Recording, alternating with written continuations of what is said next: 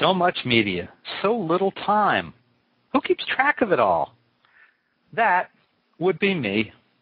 This is Bob Andelman, and this is the Mr. Media Interview, sponsored today by the audiobook edition of Will Eisner, A Spirited Life, now available on iTunes and Audible.com, and recorded live on blogtalkradio.com from the new Media and American League Baseball capital of the world, St. Petersburg.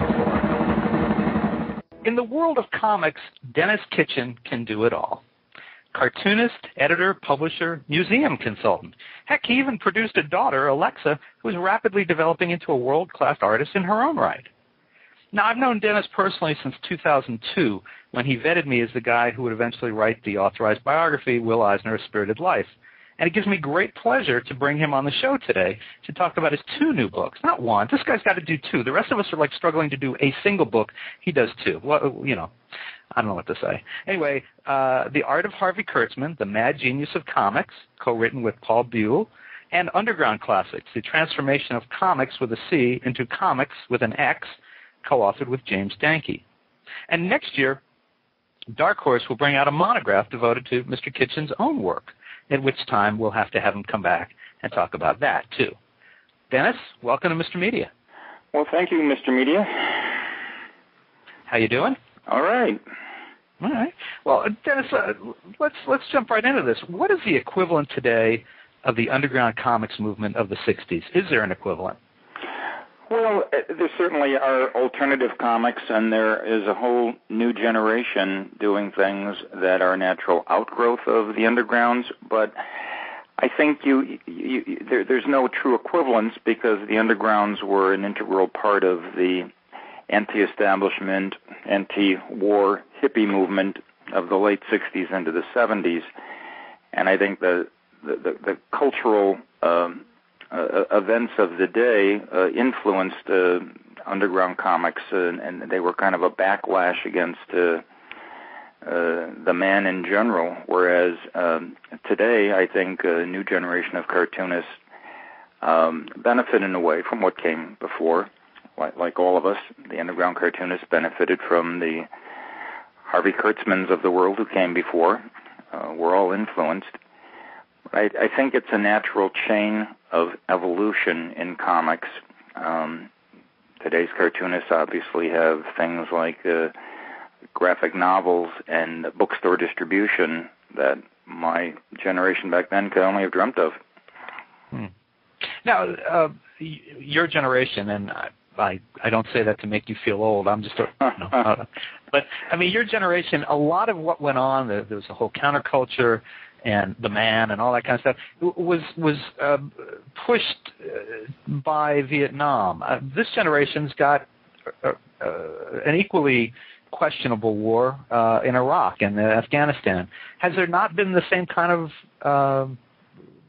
response? Well, obviously today you're not seeing the streets filled with thousands and thousands of protesters on a continual basis as you saw in the Vietnam era. Well, not in our country, but in Iraq. Yes, but I mean, we can only speak about the domestic developments, and in the context of underground comics being a very small part of the culture, it was at the same time driven by that significant culture. In other words, back then, I could look on the street, and if I saw a guy with hair past his shoulders, I knew he was a customer. I knew he was a compatriot. He was instantly identifiable. There was the counterculture, and then there were the straights, and there was very little gray in between. Today, you don't see that kind of an overt divisiveness in the culture. I think clearly the Iraq War is very unpopular, but it's not driving people out into the streets. And in part, let's face it, it's because back then we had what was called a draft, and every young man looked in the face the fact that he could be involuntarily swept into the Army and become cannon fodder. That's a theoretical dilemma for today's young people. You either volunteer for the Army or you don't worry about it. Was the people like yourself producing underground comics, the 60s, the early 70s, was it an angry group? Was it men and women who were just pissed off beyond belief, and this was their outlet, or was it? I'm thinking, from what I know, that it wasn't approached as a business. It wasn't like, oh, hey, here's a great opportunity for us all to make some money. Absolutely, I guarantee you that was the case. As for myself, I was swept up in a movement for sure, but I always wanted to be a cartoonist, and this societal upheaval was happening as I was in college. So when I graduated in 1968 and I stepped out of the campus and into reality was there was a war in full bloom and a counterculture in an ascendancy in 1968. And I wanted to be a cartoonist. In another era, I probably would have gotten a job or tried to get a job at institutions that hired cartoonists. Back then, I chose what seemed to be the only obvious course, which was to self-publish without a clue what that meant, and distribute without a clue what that meant, and eventually publish others without a clue what that meant. So I was thrust into a situation. I took advantage of it, but never, I assure you, with the sense of a business plan.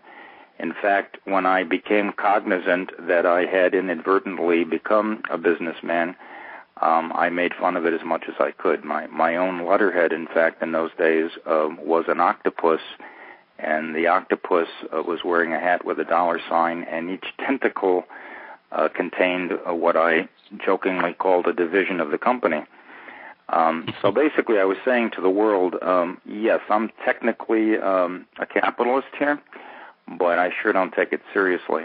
And the bottom line was never the motivating factor. My sense, now I didn't know you then, I've only known you for the last 6 or 7 years, I guess. My sense, though, looking back at it and the way you've survived and grown and evolved, is that you may have been one of the, I don't want to hurt your feelings, but one of the straighter arrows of the group that came from that time. That you adapted as things changed. I think I know you a bit, that you kept your beliefs, but you adapted to the environment that you found yourself in over the years. I was a conservative hippie, that's what you're saying. I understand what you're saying. And yes, look, there were hippies and there were hippies. I was not living in a commune. I was a pragmatist, I guess you would say. I was bound together with my generation, not just with anti-war sentiments, but remember that this was a period in which a number of movements were coalescing. You still had the civil rights movement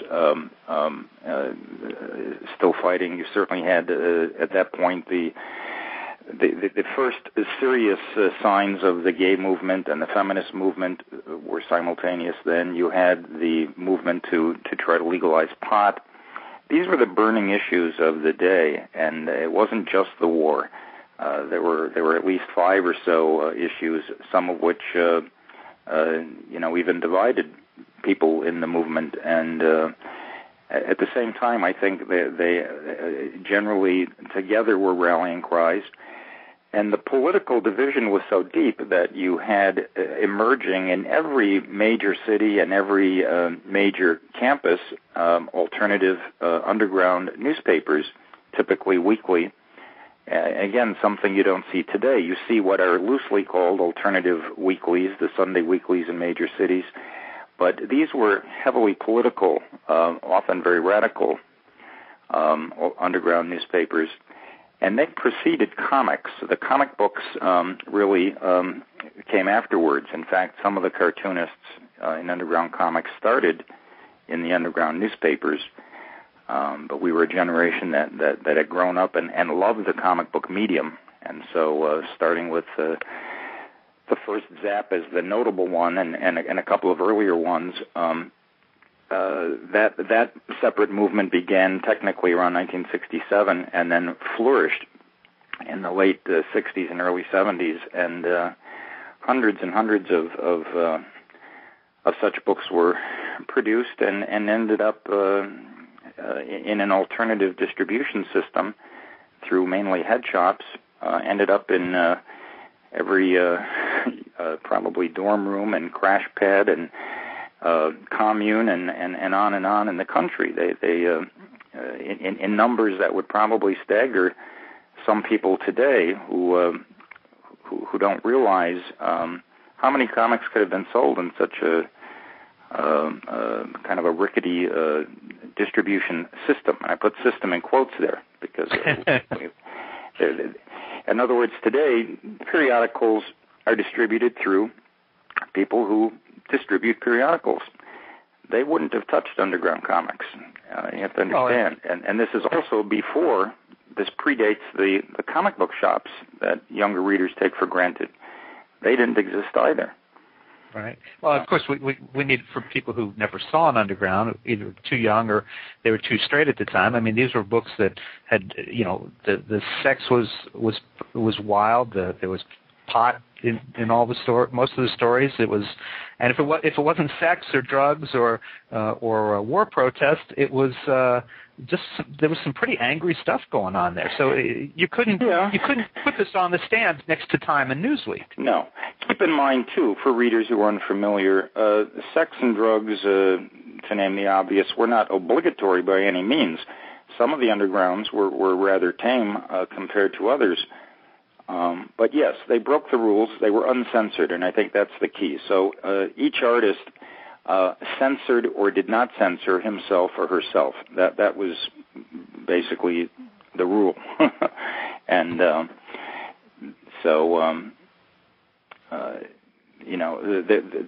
they vary a great deal. And if you look at all hundreds of them, you can see obvious categories emerge.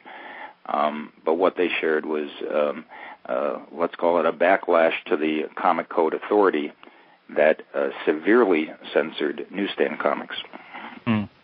I'm fortunate, I guess, in the age I was just coming of age, I guess, as a young teen, as these things were being distributed, and I remember seeing them.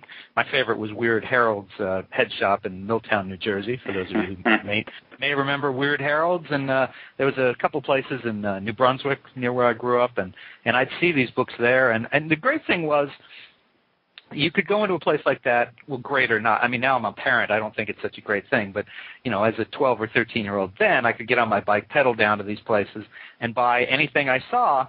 And, so I'd come home with a stack of these underground comics. And I have to admit, I didn't always understand what was going on. But it was such an incredible world that you and Crumb and, Trina Robbins and just all kinds of people created. It was just for a teen, a preteen, it was incredible to just. I think it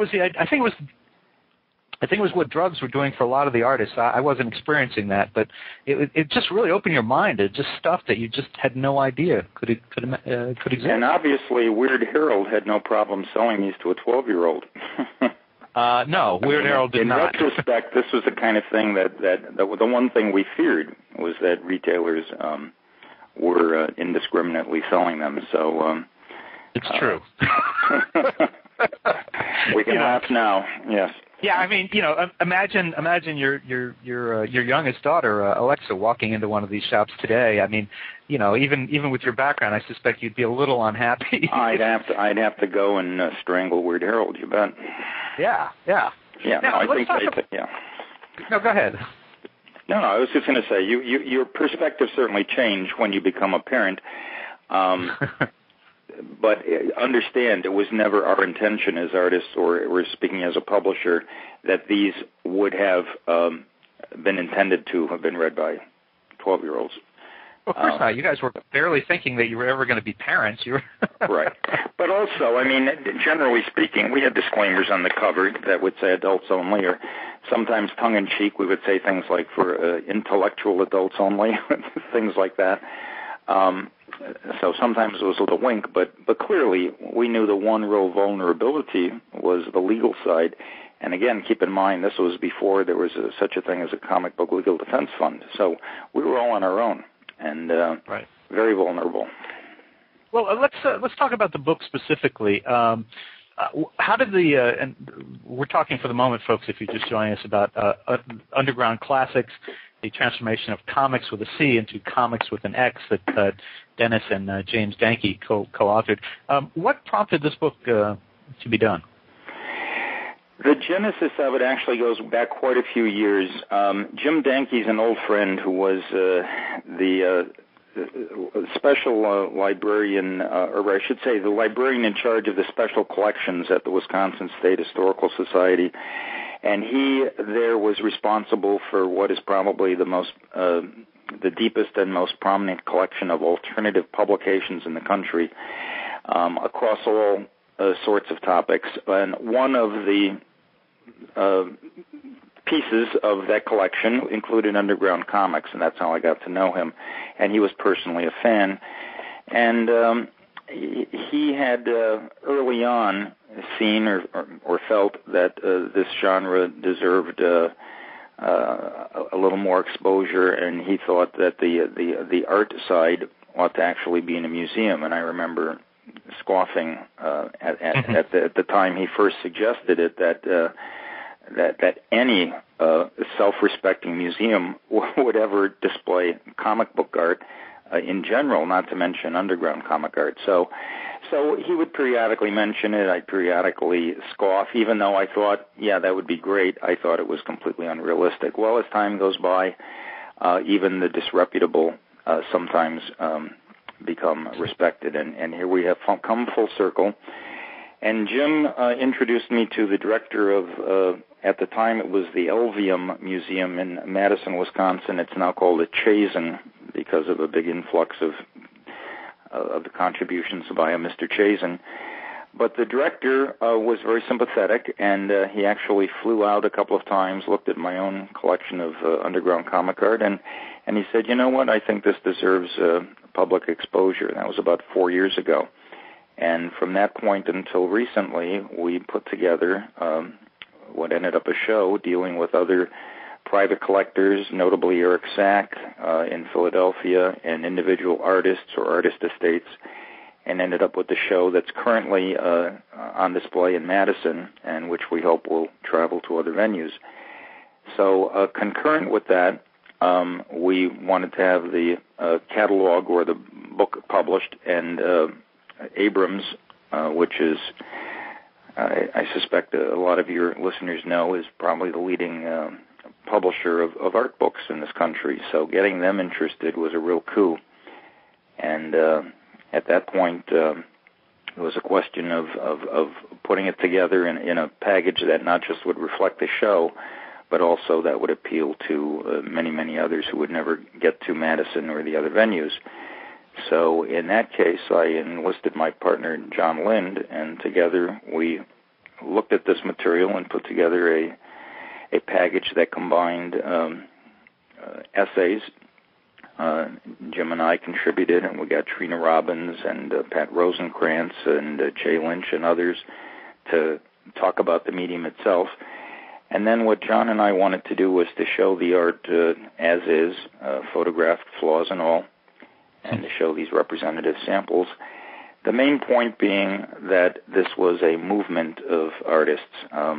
Robert Grum and Art Spiegelman deservedly are pretty well known in the popular culture, but unless you were there and paying close attention at the time or a collector of this specialty field, you wouldn't necessarily know that there were, 100 or so artists involved in this. And so this, in part, is an effort to put underground comics in the context of the times, to show the kinds of topics artists were talking about, railing against, and also to show the great diversity of styles, because one of the things that distinguish undergrounds from their newsstand counterparts is that the undergrounds absolutely encouraged the individual style, the idiosyncratic personal style to be out there, as opposed to what is known as a house style. If,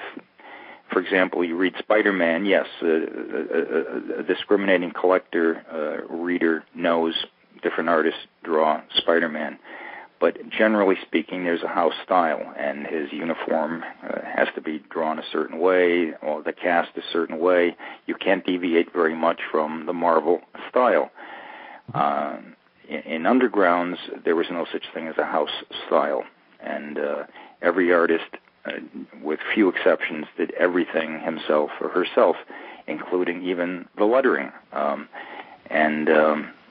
So this book is kind of an introduction for those who aren't familiar with the genre, or if you're a serious collector, a chance to see a lot of the art or stories you read, to see what they actually look like as an object d'art, as opposed to a publication. Well, you mentioned Marvel Comics, so you gave me an opening here to ask a question that came from our the live web chat that accompanies all of Mr. Media interviews, and I've actually found a page in the book that makes all this fit together. You did a magazine for Marvel Comics, black and white, called Comix, Comix book for Marvel. I think there were, I want to say, 2 issues and a third that was done but didn't come out. Is that right? No, actually, Marvel published 3, and then there were 2 on the shelf that Kitchen Sink Press ended up doing. So there were 5 altogether. Oh, okay. All right. And Easy Rider in the web chat wants to know, and we'll make the connection to what we're talking about, but when the name Stan Lee is mentioned around you and comics, what's the first thought that goes through your head? Well, understand in context here that growing up as a teenager, I was a big fan of Marvel Comics. So don't assume that just because somebody's an underground cartoonist, they hate Marvel. I loved what Stan was doing from 1961 on with the Fantastic Four and some of the other characters. I tended to lose interest as I got into college, but they were a certain inspiration for me and others in this movement. When I self-published my first comic, Mom's Homemade Comics #1, back in '69, I sent copies to a handful of professionals, some of whom I just admired, and one of them was Stan Lee.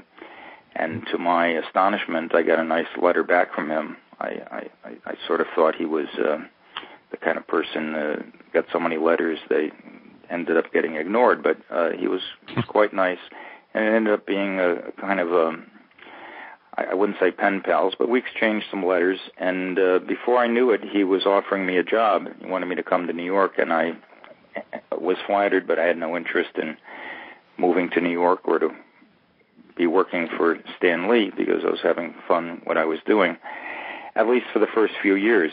When 1973 came along, the underground comic scene suffered what we call the crash of '73, combination of 2 factors. Number one, there was a Supreme Court decision that threw the definition of obscenity into local hands, and so suddenly there was a fear of every head shop or every outfit that carried undergrounds that they would be prosecuted based on what was perceived as a local definition of obscenity. And simultaneously, there was a glut of products, because unlike newsstand comics, which are returnable for a retailer, underground comics were sold on a non-returnable basis. So some shops began to just get more in than they could effectively sell, and the weaker titles were clogging up their shelves. So there was a depression in the summer of 1973. And in the middle of that and my despair that I could survive, Stan Lee called and once again offered me a position. And this time I said, let's talk. And it ended up with a compromise where I did not leave Kitchen Sink and I didn't stop doing undergrounds, but I worked part-time for him from Wisconsin, putting out this hybrid magazine. And it ended up effectively subsidizing Kitchen Sink for a year or 2, allowing it to survive, and it allowed Stan to kind of get a toe in the waters here, because he wanted to kind of capitalize on what he saw as an energy going on that he didn't quite understand. Got it. Well, let's change gears, because incredibly, the timing is amazing that you have 2 huge coffee table books out at the same time. The second book is and I'm not saying that one is more important than the other. They're like children, I suspect. This is the Art of Harvey Kurtzman, the mad genius of comics, which you wrote and produced with Paul Buhle. I remember being with you in your home when I was working on the Eisner book, and you told me that you were going to do a similar book on Kurtzman. And I know this is something that's been very important to you for a long time. How did it finally get done, and are you happy with the product? Yeah, I'm very happy with it. This has been a labor of love for some time. Harvey's one of those guys that are pretty much universally acknowledged as a giant in the field with a tremendous influence, certainly on that generation of underground cartoonists we were just talking about, and far beyond. He was a magnetic figure who discovered and attracted the top talent of the day, and his influences were profound, certainly in the comics medium, but even beyond. His sense of humor, certainly as established with Mad Comics and Mad Magazine, has influenced everything from the Simpsons to Saturday Night Live to movies like Airplane. I mean, there are all kinds of places where you see his brand of satire have an effect on the broader culture. And he's also a guy who was a great artist in his own right, but never really successful as an artist per se. His greatest success came as an editor or a packager of material. And so part of the intention of this book, and as the title implies, is to show the actual art of Harvey Kurtzman himself, as well as the collaborative work, and to tell the story of his life. This isn't a full-blown biography, but as best we could in the space allotted, we wanted to show how he got into the business, his various accomplishments, his struggles, his famous business decisions that generally went awry. And so it's a big story. It took a big book to tell it, and to be honest, I wish I had convinced Abrams to make it a 2-volume book. When my partner John Lind and I were assembling this material and trying to shoehorn everything into 256 pages, we were pulling our hair out constantly because so much great stuff ended up on the cutting room floor. And it's frustrating. And when I look at the book, I'm certainly proud of it, and I think it's I have no excuses for it. But I wish, we could have shown even more. Well, I appreciate what you're saying. Been there, felt that. I'm sure. but at the same time, what you've done is created a book here that there's so many artists young artists who hear the name Kurtzman and they don't have something to fall back on that can explain to them, what he was about, who he was, why he was important. We get a lot of influences in different industries who, you should read this guy, or you should know this guy's work, or you should study this one. But you've kind of put it all together here. Do you have favorites among Kurtzman's work over the years? Things that you just, if you were packing for the proverbial desert island, that you would have to take with you? Well, there's so much. I would say early big influences on me included his Goodman Beaver stories that appeared in Help magazine. Those came at a point when I was a teenager, and they were among the coolest things on newsstands. Certainly the early Mad are absolute classics, and like a lot of kids from my generation, I may have missed the comic books when they first came out. I was a little too young, but those paperbacks that Ballantine put out that were everywhere, they sold millions and millions of those. That's how I discovered most of the material until I was able to scrounge back issues of the originals. So Mad is certainly a classic in every sense.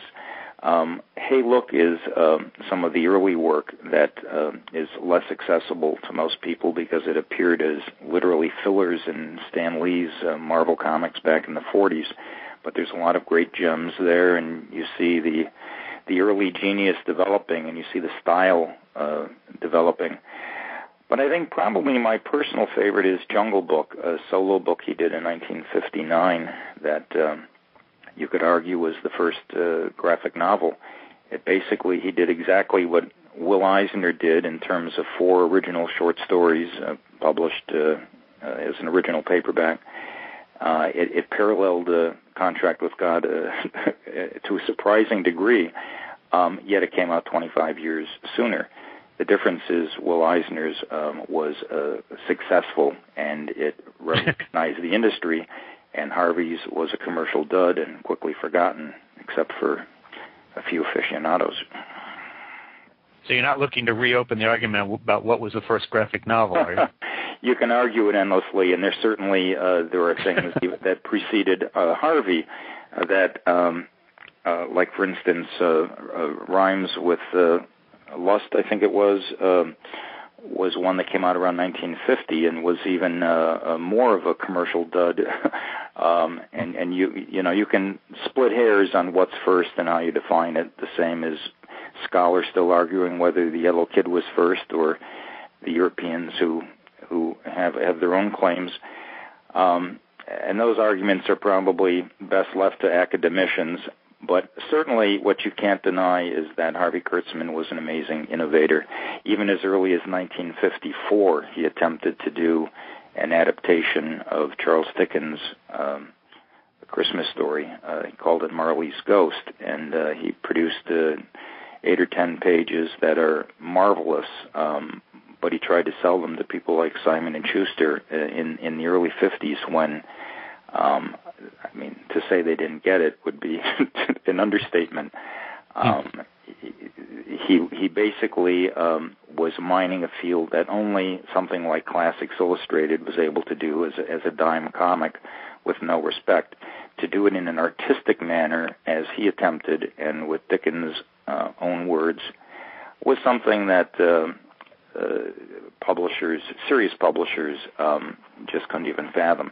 So he was way ahead of his time. And imagine this was done the same time, incidentally, that he was in the middle of creating Mad, which was an enormous accomplishment and time drain of its own. So he was tireless in that sense and constantly experimenting, and he just had an unbridled imagination and an infamous eye for detail and an insistence on research that in the pre-Google age is all the more astonishing because he had to literally spend hours and hours at the New York Public Library finding facts and data and references that today you could find online in minutes. Now, Dennis, Harvey worked with some of the best-known publishers of the last 50 years in Hugh Hefner and Bill Gaines. Why didn't it work out with Mad? Why did Hefner snuff out the magazine that he was doing with Harvey? Sure. Now, it's a complicated story. To try to reduce it to the essence, you have to keep in mind that Harvey was hired by Bill Gaines when he was in a rather desperate situation. At the end of the 40s, he had basically lost his gig with Stan Lee, and he was a new father, and he was desperately trying to, earn enough to keep his family alive, and that's difficult when you're a freelancer. Bill Gaines gave him steady work, and that was something he deeply appreciated. And Bill Gaines gave him the freedom to soon develop the series Two-Fisted Tales and Frontline Combat, which he edited and drew many of the stories himself and wrote and laid out the stories for others. And those in themselves are magnificent books to look back on, but at this time he could not make a living doing those because of what I was just talking about, the tremendous research time. He was paid, remember, by the page. He was not an employee who got a weekly check. He was paid per page. So if he had to spend a day at the library just in order to get the facts to write a script, he already lost effectively a day's pay. He didn't get paid for that research time. So he was finding that he just couldn't earn enough. And so in talking to Gaines about how to rectify that, they came up with the idea of maybe a humor comic book that wouldn't require research time. And so he came up with the concept of Mad, and Bill Gaines gave him complete freedom. And for that, he was very appreciative. But again, he was paid a flat rate per book, a munificent $500 in retrospect for every issue of Mad. And it very quickly had a tremendous impact. It was unlike anything else on the newsstands. And among the fans who were discovering it was Hugh Hefner, who at the time was himself just emerging with Playboy, almost simultaneous with the emergence of Mad. He was based in Chicago, and he would pick them up off the newsstands. And he basically, in New York, arranged to meet Kurtzman and basically said, look, I think what you're doing is amazing. And Kurtzman, in turn, was impressed with Hefner because he was a pioneer of the sexual revolution, and Harvey was one of those young post-war guys who was caught up in that general philosophy of sexual liberation and thought that Hefner was the coolest guy in the Western Hemisphere. So there was a mutual admiration society going on there. So in that context, keep in mind that Bill Gaines, for all his virtues, was also a very paternalistic, kind of old-fashioned guy with not the kind of vision or imagination that Harvey thought was compatible with his own vision. And so he fought with Gaines a lot over things like format and pay and respect. And at the end of the day, and this is after, keep in mind, he convinced, this is Bill Gaines, for larger context, there's so much to compress here, but the Kefauver hearings and such, the Wortham groups around the country had basically shut down the free-for-all comic book industry in which horror comics and comics that were deemed as harmful to kids, those were being eradicated. And Bill Gaines's entire EC line, as a result, went down the drain. And the only thing he could salvage was Mad, because Harvey convinced him that if Mad became a newsstand magazine, it would not be lost. And Bill and Harvey convinced Bill's mother, who really was the wallet here, to invest a great deal of money in changing the format. The Mad magazine, starting with number 28, was itself a huge success, and it saved Gaines's company.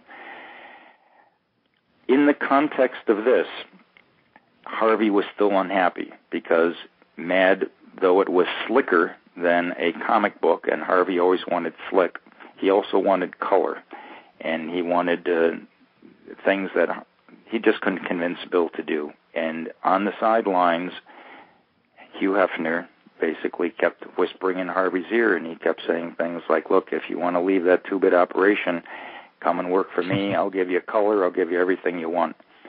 And at one point, Hefner said, look, if I were you, I'd walk into Gaines's office and I'd say, look, if you don't give me 51% of this publication and give me control, I'd just walk. And he gave Harvey the courage to do that because Harvey knew the backup plan was Hefner. And so he didn't himself walk into Gaines's office, but his surrogate, Harry Chester, did. And when Harry Chester demanded 51% on Harvey's behalf, Gaines was flabbergasted, to say the least. And in subsequent interviews, he confessed that he would have given Harvey at least 10% of equity, and at other times he said he'd have given him as much as 49% of Mad. But on principle, he would not give him 51, which is understandable. Sure. Harvey would not compromise because really, in retrospect, Harvey didn't want to work for Bill. He didn't think Bill was a very cool guy. That sums it up. And Hefner was Mr. Cool.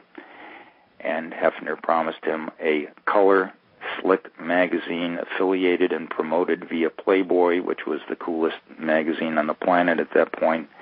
And so to him it was a no-brainer. So he walked away from equity in a going concern, went to work for Hefner, and his timing, as always, was the worst because in 1957, which is when he made the switch, Hefner had one of the few setbacks in his career financially, and after just 2 issues of Trump, Hefner had to pull the plug, and it broke Harvey's heart. But by then it was too late to go back.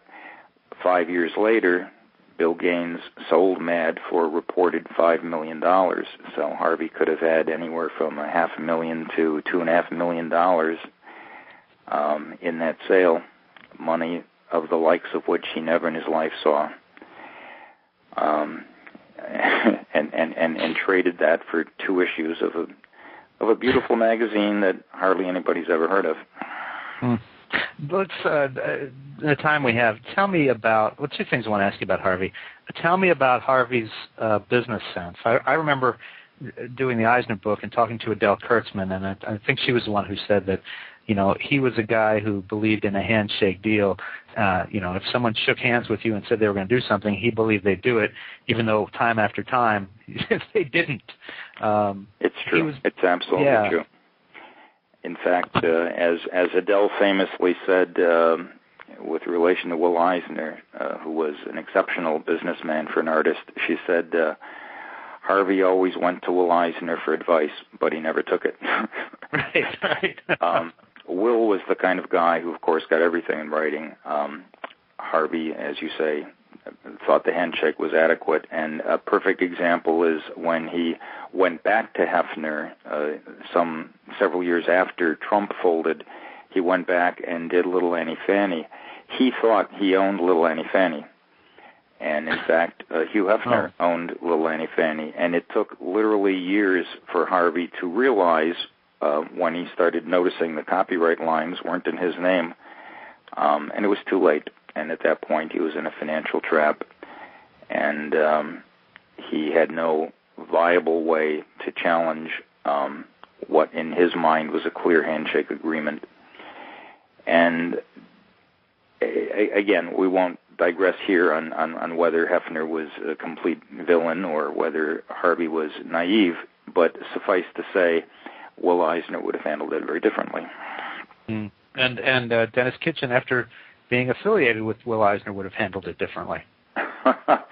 Yes, I learned a lot from both, but I certainly learned from Will to get things in writing. Yeah. But yeah. Well, and the last thing, because I don't want to go too much over the time we promised to keep to here. You had the opportunity to spend time and get to know Harvey over the years. You spent time with him. Tell us, just before we go, about the man himself. What was Harvey Kurtzman, the person, like? Well, he was very generous with his time. He was a classic case of a guy who was constantly busy and always behind the 8 ball with deadlines. But take me as an example. When I was a nobody and I contacted him, he wrote letters and he was encouraging. And when I got to know him later, I realized just how generous that was, because he was a very busy guy who was scrambling to make a living.